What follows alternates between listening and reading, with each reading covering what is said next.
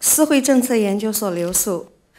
我想问3位候选人，现在大陆的污染物，水质污染物是通过江河进入海域的。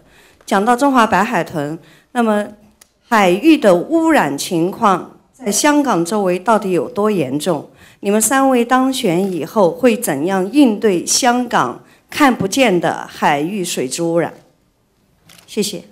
好多謝呢位朋友。咁佢雖然用普通話發言，但係我哋咧係3位嘅候選人咧都可以用廣東話嘅，因為我哋呢度咧現場係有即時傳譯嘅。咁我哋亦都係輪住次序啦。今次咧係應該由梁先生係首先回答，然後咧3位輪流回答嘅。香港嘅海域污染嘅問題呢，分2部分，一部分呢，就係香港本地嘅基本上係生活污水，仲有呢，就係工商業活動所產生嘅污水嘅排放同埋處理問題。喺呢方面呢，我哋嘅策略性排污計劃係逐步取得一定嘅成效嘅。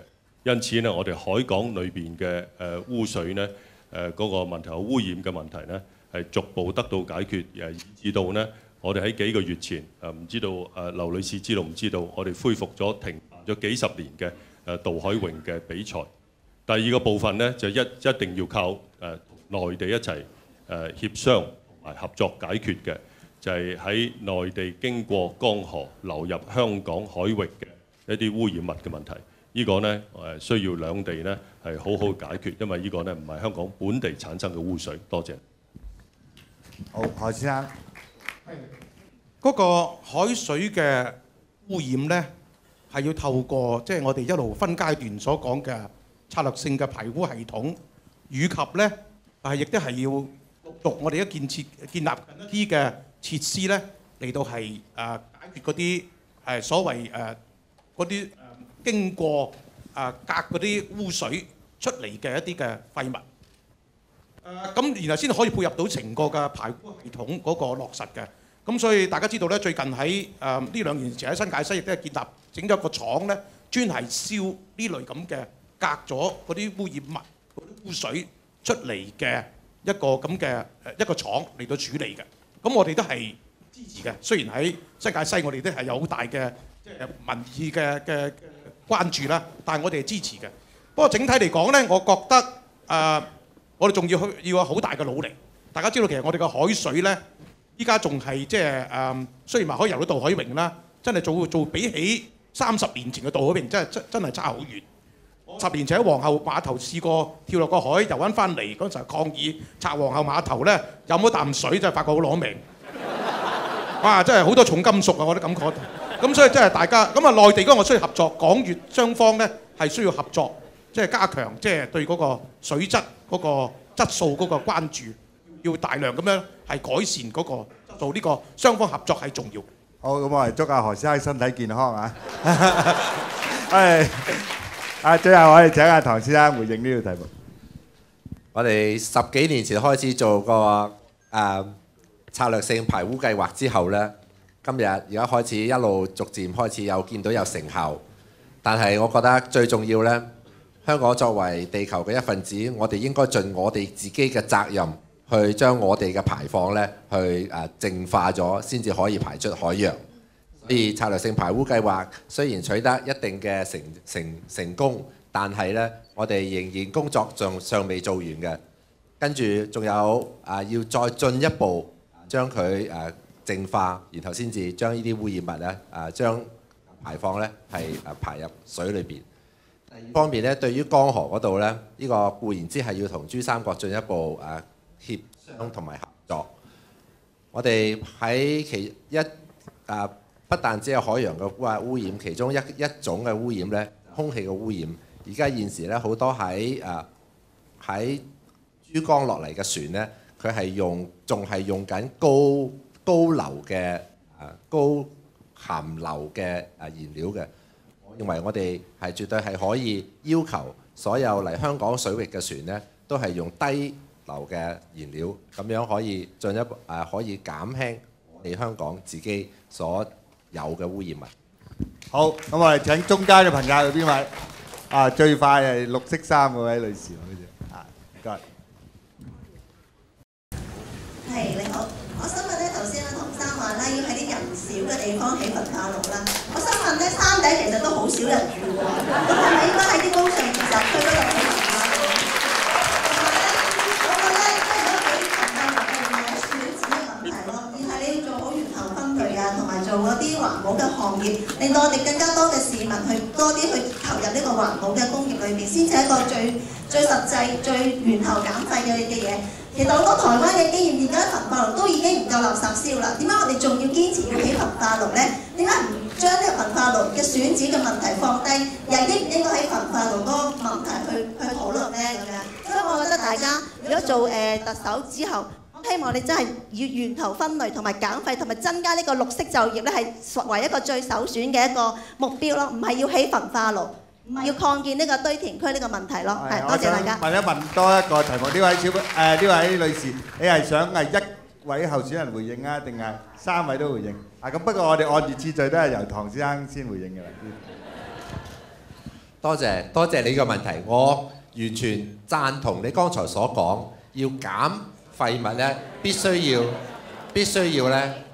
要由源頭開始嘅，亦即係話咧，透過教育，透過宣傳，透過從源頭減廢。源頭減廢咧有幾種有好多不同嘅方式啦。剛才大家講過好多，或者我唔再重複呢個源頭減廢一個論點。但係咧對於分類回收，我剛才喺開場白都有講，係一個好有發展嘅新興產業。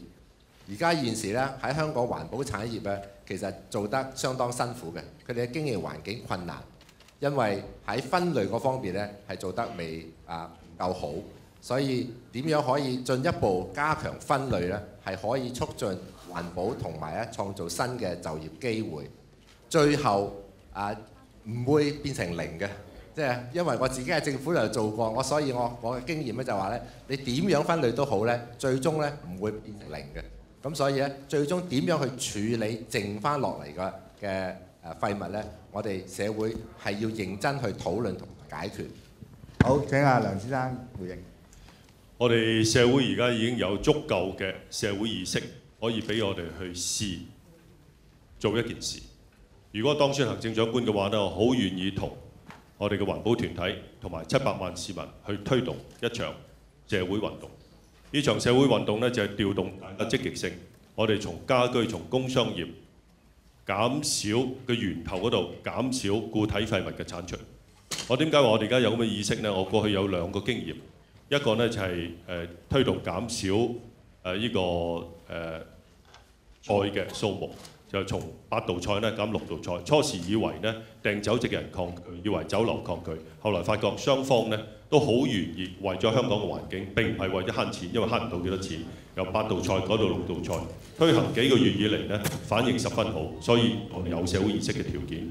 城市大學廚餘問題一樣係咁，同學們、老師們、職員們，佢哋喺點飯點餸嘅時候呢，減少咗數量，源頭減少咗唔少，剩翻落嚟嘅呢，俾錢送去魚糧廠。呢個呢，亦都係一個十分好嘅辦法。個效果我先至打電話我離開咗城大啦，問城大高層，個效果呢，亦都比預期好。因此呢，我哋做咗呢方面嘅工作先，真係唔掂嘅話呢，我再諗其他辦法。多謝。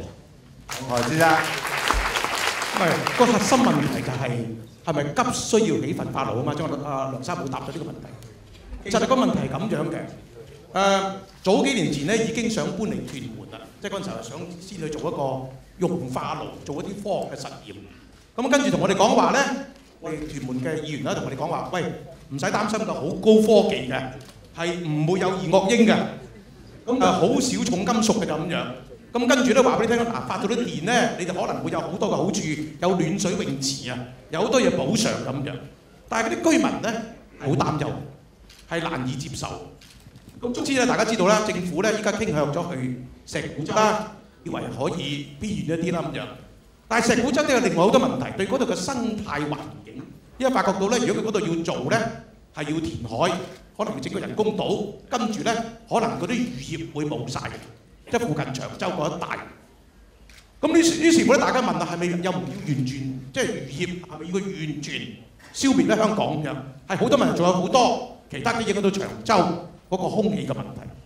所以大家就話啦，你話咁好，又話唔緊要，咁點解唔起喺西九啊？啲人問啫，都唔怕啦咁樣，咁大嘅地方44公頃啫，咁政府又答唔到啊！你咁好點解唔怕咧咁樣？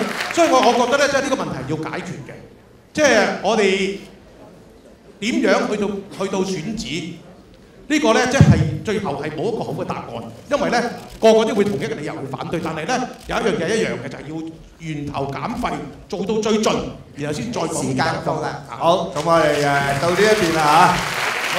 我見到係嗰位白色衫即係嘅女士啊，即係嗰座前嗰個係。嗰位女士已經舉咗好耐啦，好熱心。因為其實咧其中有一位特首候選人講過重質而多過重量㗎嘛，而其實量咧，我覺得喺香港社會上係好難忽視啦，因為佢係代表香港嘅生產總值啦，而香港係一個消費型嘅社會啦。既然特首候選人不斷咁樣重提話佢哋重視人嘅生活質素啦，又重提應該由源頭做起嘅話，你哋指嘅源頭就係消費者同家居啦。但係我就反而更加覺得係代表供應商咯。而我嘅問題係，特首候選人會唔會考慮由監管供應商產品質素着手呢？而嚴謹進入口傾銷產品嘅質素門檻，例如啲產品會係有一個提供維修服務嘅，咁所以咧令到啲市民可以選擇唔需要抌咗啲產品去堆填區而重用，從而減少咗固體廢物呢一個方案咧。好啊，咁你題目好清晰啊！我哋請阿梁先生先回應呢條題目嘅。我完全贊同你嘅講法。如果你可以提供維修嘅話咧，我呢隻篋咧好快會翻嚟揾你。我知道唔係我幫你買嘅，但係呢隻篋你用咗30幾年，個病咧就係維修翻嚟，係靠維修。你揾啲摩登保鞋佬幫我維修，使計900蚊。但係隻篋30幾年前買咧，只係買咗30蚊。所以我同意呢個講法，呢個亦都係一個意識嘅問題。我諗供應商方面咧，你都有一定嘅責任，盡量咧減少一啲本來可以繼續使用嘅產品咧變成廢物。多謝。好，聽下黃生。其實呢個問題咧係翻去生產者個責任制，即係佢要負責係維修，係要負責到用唔到就回收。呢樣嘢係重要嘅。我哋小朋友嘅時候飲汽水係有按樽㗎嘛，係咪啊？咪換翻按樽咯咁樣。咁即係其實個觀念好簡單，其實你係只要規定嗰個生產者，當你去到賣產品嘅時候咧，你有責任，你可以收取一啲費用，係確保做到回收嘅。咁呢個咧就話即係如果係棄置嘅時候，咁呢樣嘢係重要，同埋有一個好嘅網絡去到維修。其實呢啲嘢大家好清楚嘅呢樣嘢，即係個社會真係好大共識。但係點解唔做咧？個問題就係你記住咧，我哋而家唯一過咗條法例咧，就係個膠袋徵費，係上一個嘅立法會嘅，係上一屆04到08年，由08年到2012年咧，係再冇任何條法律去到進一步推行生產者呢個責任制，呢個係政府嘅失職嚟嘅。兩位都有責任，對唔住，我要再講一次，因為呢啲點解咧？個法例個框架喺度。你只要加個產品落去，做啲細節就已經做到。點解唔做咧？即係我覺得真係廢廢地啊！真係好，咁唐生啊，睇下你點樣回應。以前咧，我飲鮮奶喺個樽度，嗰個樽咧係可以攞翻去換麥芽糖嘅。咁樣變咗係有一個誘因，令到你喺個樽唔好似而家就咁掉咗佢，係可以循環再用。喺好多其他歐洲國家，你叫一樽水，佢係一個玻璃樽俾你。而呢個樽咧，佢咧唔係去將個樽咧，唔係去將佢循環再用喎。其實佢即係拎翻去咧就咁洗，用一個清潔翻個樽咧，其實用翻同一個樽，係嗰間公司嚟收翻佢哋。所以一個意識嘅問題。另外咧，令到啲生產商佢有呢一個責任去回收翻佢哋嘅剩落佢哋嘅產品咧。呢個係對於工商界嚟講，最終咧，我覺得係工商界係可以做到嘅，因為好多其他歐洲、日本地方咧都係做得到。我相信以香港嘅環保意識，以香港嘅文化水平，我哋嘅經濟實力咧，我哋係有條件做到。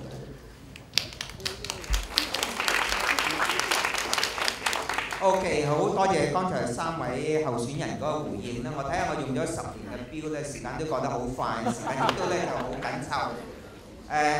嗱，我哋聽咗現場嘅觀眾嘅提問咧，我哋仲有第2個嘅會場咧，就係 LT1嘅。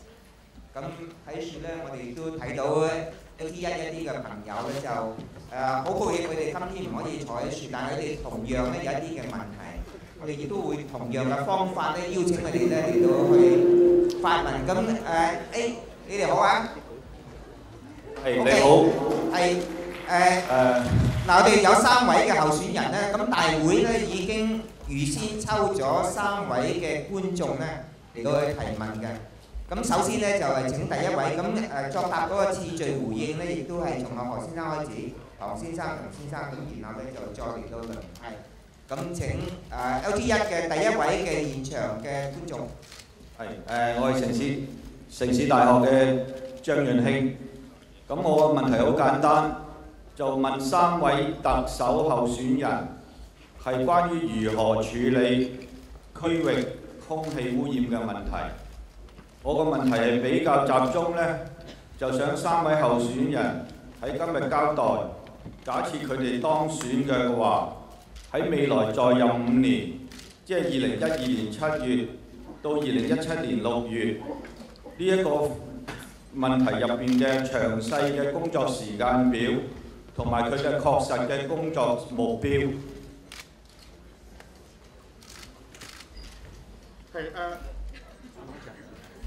多謝張生嘅問題。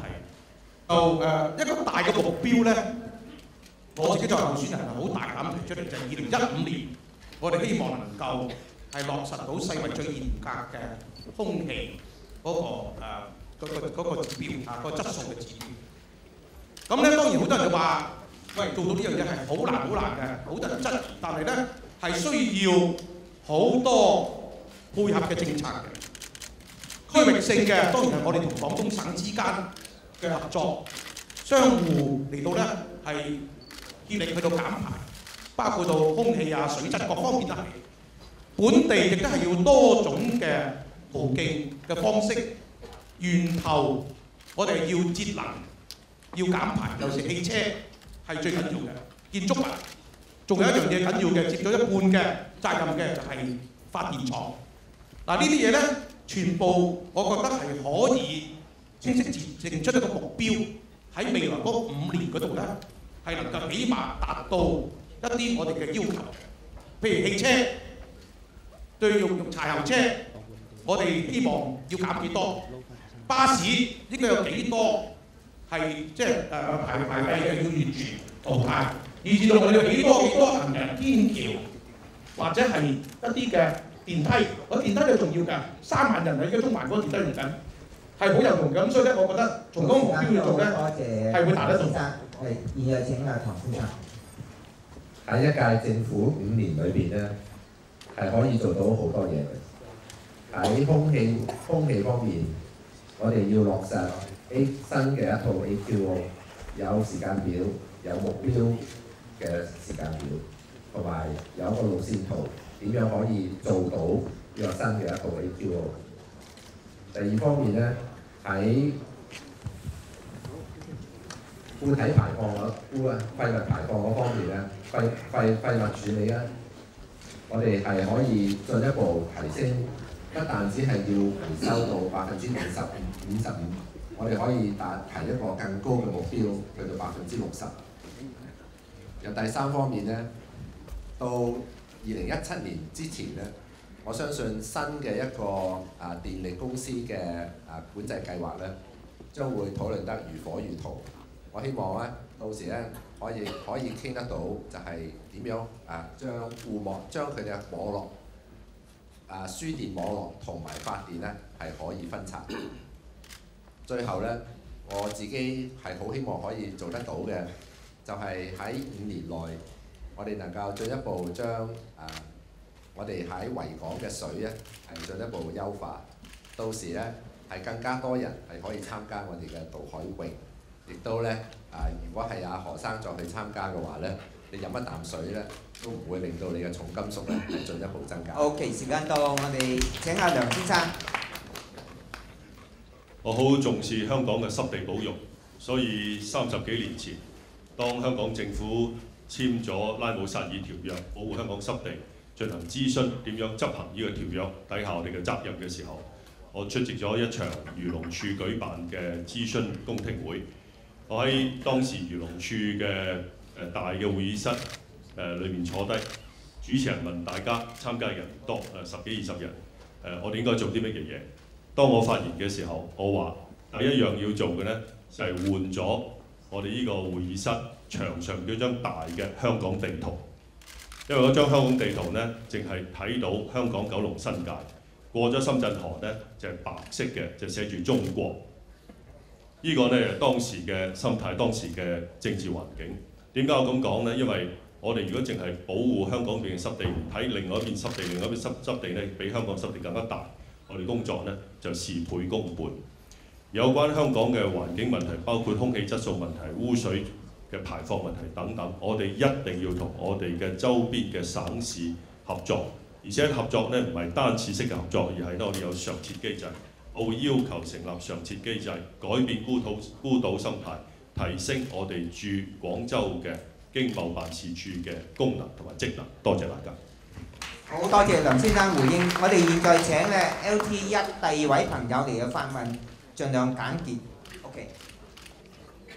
開始可以。我係何來。我有2個大嘅議題咧，係想同時問嘅，希望盡量3位候選人答到嘅答啦。咁第一個就係關於呢個單車規劃喺香港嗰個發展嘅前景裏邊咧，嗰個角色即係3位嘅睇法，點樣睇法咧？第二個問題咧就係大家比較少注意嘅就係香港嘅瀕危物種保護嘅發展方向。我哋香港嘅瀕危保護法咧，只係跟呢個國際華盛頓公約嘅做法去做，我哋冇一個本土嘅我哋自己嘅本土物種嘅保護法。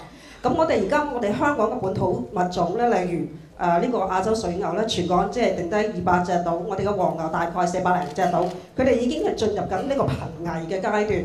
我哋仲有其他嘅野豬啊、貓啊、狗啊，每日咧係用緊我哋嘅公幣咧，係經漁護處用呢個流浪動物管理政策咧係滅殺緊嘅，而佢哋可以生存嘅空間，例如喺鄉郊咧，係每日咧係被呢個即係鄉郊地產發展咧喺度侵佔、非法堆填、非法砍伐呢個污染啦，佢哋嘅生存空間消失緊，每日喺城市生存空間，我哋個公園咧係康文化式咗，我大家明白嘅事嘅點解？我想知道3位候選人，如果你當選嘅話 ，OK。嗱，我想問問題個基徵咧，大家都去聽到。我哋請阿唐先生，跟住梁先生啊，何先生，唐生。喺單車徑嗰方面呢，我覺得單車其實係一種好好嘅代步工具，亦都係喺好多人週末攞嚟做運動嘅。我自己亦都曾經去過沙田馬鞍山嗰度，最近去踩單車，我發覺嗰度啲單車徑呢，其實設計得唔錯，但係呢，仍然呢單車徑呢未能呢係將整個新界東呢係連接起嚟。我希望呢，我哋呢個單車徑嘅連接呢係可以就將去到整個新界東，一路由沙田可以踩到上上水嘅。另外呢，對單車嚟講，我哋亦都可以做好多單車嗰啲租借嘅點，呢啲就正係我以往所講，智慧在民間，辦法在區會嘅，就係好多區議會其實可以做呢啲單車嘅租借服務，從而咧進一步推廣單車。喺西九文化區，我哋將會可以用單車係整個西九咧，即係基本上全部都可以喺海邊一路踩，然後跟住咧整個東區嗰度咧，未來啟德咧同樣係可以有單車徑嘅。第二方面咧，保育呢個係一個全面性嘅計劃。對於香港，我哋點樣可以做到一個全面性嘅保育咧？呢個好，時間到啦，係需要有領導同埋有。時間到，我哋請阿梁先生。我支持喺香港發展同埋完善我哋嘅單車徑。發展呢，就係我哋仍然有空間可以滿足市民用單車代步同埋用單車作為一種休閒嘅消閒嘅方式嘅需要。完善呢，因為我哋現有嘅單車徑，我哋都仲有工作可以做，包括單車會嘅朋友講，我哋而家有一啲路障單車徑嘅路障，佢應該從金屬嘅路障改做塑膠嘅路障，就使得咧，如果有咩意外碰上嘅話咧，係減少身體嘅損傷。所以呢兩方面嘅工作咧，我哋都要做。至於本地物種嘅保護咧，呢個問題我一直以嚟咧都十分關心。因為香港嘅地方雖然細，但係我哋有好多係本地嘅，屬於本地嘅物種。我哋作為呢個世界嘅一份子，我哋有責任去保護呢啲物種嘅。除咗大家知道嘅，譬如話我哋當年喺赤鱲角機場，將赤鱲角嘅原居民啲羅文氏樹蛙搬走之外呢，香港另外仲有大潭樹蛙。我屋企附近呢，就經常見到大潭樹蛙，尤其呢個季節呢，出嚟產卵等等。所以所有呢啲嘢呢，我哋要值得珍惜。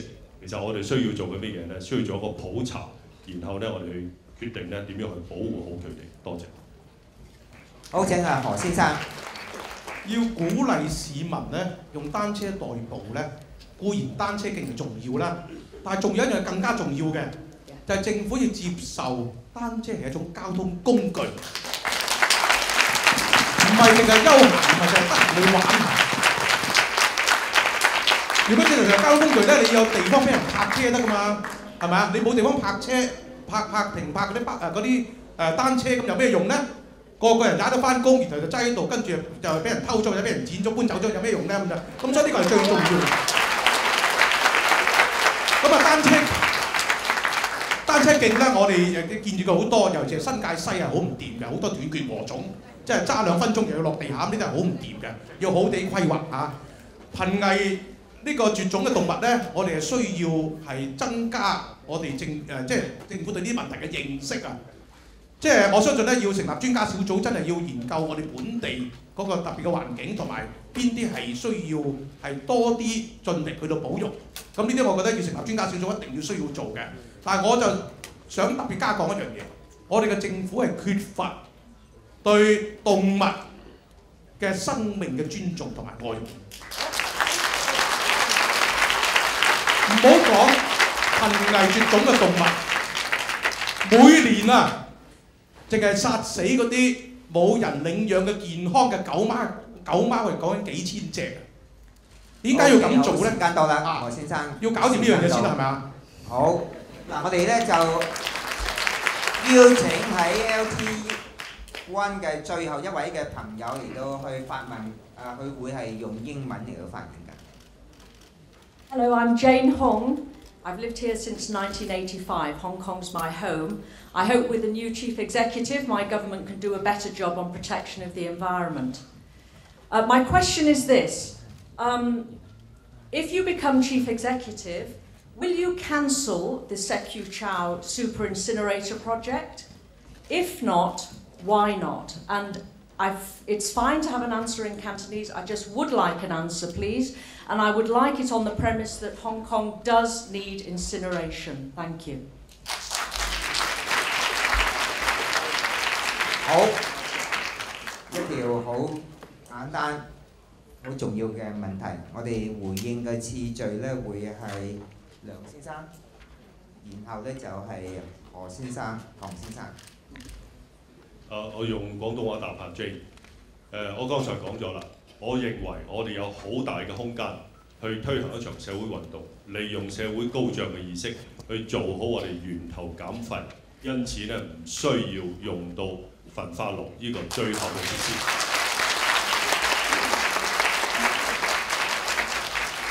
我如果當選，我上任之後，其中一個首要嘅工作就係檢視呢個固體廢物嘅整體管理計劃，睇下焚化爐喺呢個問題上佢擔當咩嘅角色。多謝。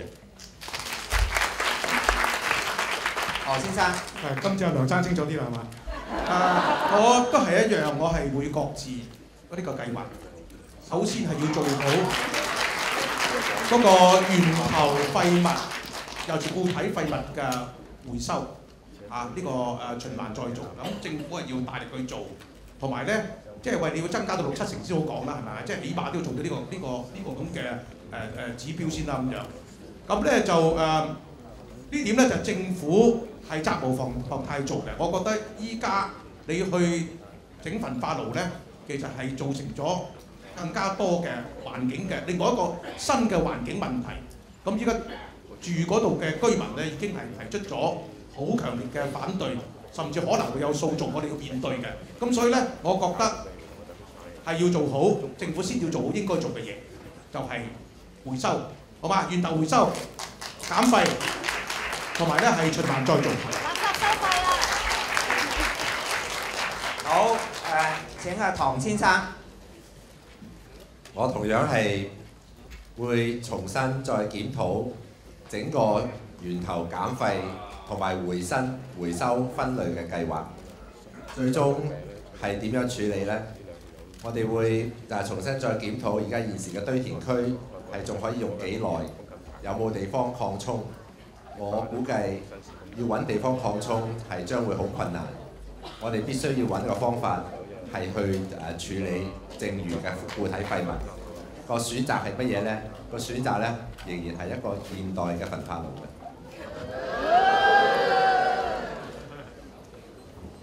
OK， 多謝3位嘅回應。好，咁啊，各位朋友，我哋今日嘅論壇咧，其實除咗我哋參與咧之外咧，仲有我哋嘅全中國嘅網民咧，都同我哋一齊參與喎。原來咧，我哋有一條嘅提問咧，就係由咧我哋中國內地嘅網絡嗰度咧係提出嚟嘅。咁我哋請咧係我哋嘅負責人提出下呢條內地網民嘅題目係點樣？我係騰訊微博嘅林卓賢。今日咧其實就代表內地嘅網民咧，咁向3位候選人咧就提問一條問題嘅。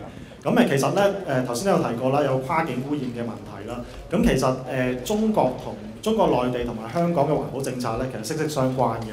咁兩邊互相影響。咁請問大家就係話，如果你哋當選特首，你哋有乜嘢政策能夠去幫到內地嘅同胞咧？